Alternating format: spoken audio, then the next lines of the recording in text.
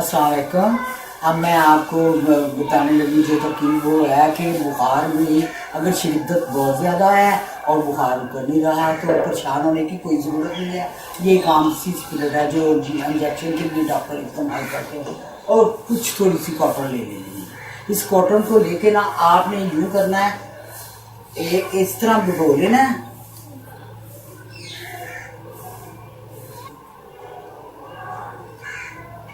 ये जब अच्छी तरह बीत जाए इसको यूं करके कमीज के अंदर बगल में दोनों साइडों पर लेफ्ट राइट दोनों लेफ्ट राइट दोनों तरफ रख के तो 5 मिनट तक, उसके बाद देखेंगे कि ये बुखार डाउन हो जाएगा और इंशाल्लाह मरीज पहले से बेहतर फील करेगा।